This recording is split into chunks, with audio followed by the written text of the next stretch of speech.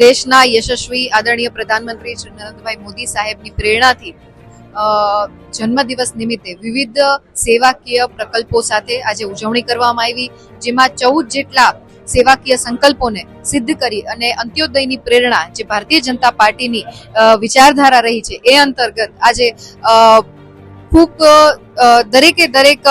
વિભાગને આવરી લઈ અને સેવાકીય પ્રવૃત્તિ છે એના માધ્યમથી ઉજવણી કરવામાં આવી, જેમાં ખાસ કરીને 11 દીકરીઓને, જરૂરિયાતમંદ પરિવારમાં જેમને દીકરી છે એવા પરિવારની દીકરીઓને સુકન્યા સમૃદ્ધિની યોજનાનું ફર્સ્ટ ઇન્સ્ટોલમેન્ટ જે હું વખતથી કરતી આવું છું એના માધ્યમથી સહાય પૂરી પાડવામાં આવી। આ ઉપરાંત મારા માધ્યમથી અને 78 વિધાનસભાના લાભાર્થી તરીકે 10,000 જેટલા લાભાર્થીઓને આ સેવાકીય યજ્ઞમાંથી લાભ અપાવવામાં આવ્યો, જેમાં કેન્દ્ર સરકાર અને રાજ્ય સરકારની વિવિધ સેવાકીય યોજનાઓ છે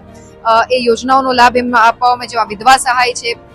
અગેન સુકન્યા સમૃદ્ધિ યોજના છે, આયુષ્માન ભારતની યોજના છે, કુંવરબાઈના મામેરાની યોજના છે, ફ્રી સિલાઈ મશીનની યોજના છે। આ પ્રકારના વિવિધ જે કેન્દ્ર સરકાર અને રાજ્ય સરકારની જે સ્કીમ્સ છે એ અંતર્ગત એમને લાભાન્વિત કરવામાં આવ્યા। સાથે 70 જેટલા સ્પોર્ટ્સ પર્સન્સનું સન્માન પણ આજના મંચથી કરવામાં આવ્યું, જેમાં રાષ્ટ્રીય આંતરરાષ્ટ્રીય રમત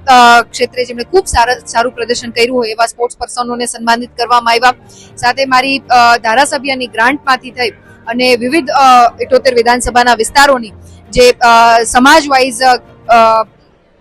હોલ છે, કમ્યુનિટી હોલ છે, આ ઉપરાંત ડોમ છે, એ પ્રકારની જે વિવિધ માળખાકીય સુવિધામાં વધારો થાય એ પ્રકારના ગ્રાન્ટની ફાળવણી કરી એનું આજે લોકાર્પણ પણ કરવામાં આવ્યું। આવા વિવિધ અનેક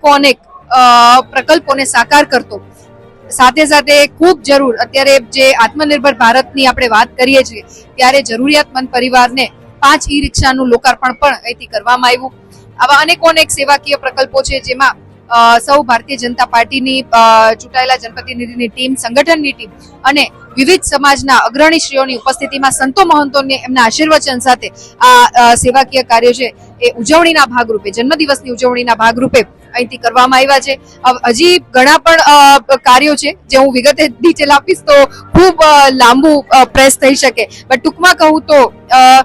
જે વિભાગ ખાસ કરીને છેવાડાના માનવીને સ્પર્શે છે એ સ્પર્શતા વિભાગને કેન્દ્ર સ્થાનમાં રહી અને જે રીતના આપણા આદરણીય પ્રધાનમંત્રી શ્રીની એક ઈચ્છા અને વિચારધારા રહેલી છે કે વ્યક્તિગત દિવસ હોય એની ઉજવણી પણ આપણે જનભાગીદારીથી કરીએ તો ખૂબ સરસ રીતે એક સમાજમાં સારો મેસેજ પર પહોંચતો હોય છે। એક પેડ માં કે નામ અંતર્ગત નાના બાળકોને યુનિફોર્મની સાથે છોડવાનું વિતરણ પણ આજના મંચથી કરવામાં આવ્યું, ત્યારે હું ખૂબ જામનગરની જનતાનો અને પાર્ટીનો તેમજ સમગ્ર જેટલા પણ શુભેચ્છકો છે એમનો હૃદયપૂર્વકનો આભાર માનું છું કે એમના આશીર્વાદથી આ કાર્યક્રમ આજે ખૂબ સક્સેસફુલ રીતે પૂર્ણ થયો છે। પુનઃ આપ સૌની શુભેચ્છા અમને પ્રેરિત કરતી રહે છે કે આ પ્રકારના સંકલ્પોની સાથે જનભાગીદારીના માધ્યમથી આવી ઉજવણી અમે આવનારા દિવસોમાં પણ કરતા રહીએ અને આપ સૌ પ્રેસ મીડિયાના માધ્યમથી પુનઃ આપનો પણ ખૂબ આભાર માનું છું કે આ ઉજવણીના ભાગરૂપે આપ સૌએ પાર્ટિસિપેશન કર્યું અને પુનઃ તમામે તમામ સમાજના અગ્રણીશ્રીઓ,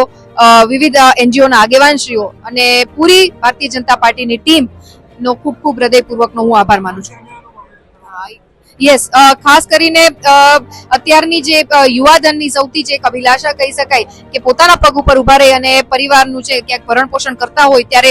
41 જેટલી કંપનીઓ જામનગરના આપણા આજના દિવસે આપણા આંગણે આવી અને રોજગાર ભરતી મેળાનું પણ ખૂબ સરસ રીતે આયોજન કરવામાં આવ્યું છે, જેમાં 1200 થી વધારે સીટ્સ માટે થઈ અને રોજગાર ભરતી મેળાનું પણ આ તકે આયોજન કરવામાં આવ્યું છે। ત્યારે આ વિવિધ પ્રકલ્પો ક્યાંક સેવાના માધ્યમથી જન સુધી પહોંચવાનો જે એક સંકલ્પ છે, સંકલ્પને અમે સાર્થક કરી અને આગળ વધી રહ્યા છીએ, ત્યારે આપ સૌનો હું ખૂબ આભાર માનું છું।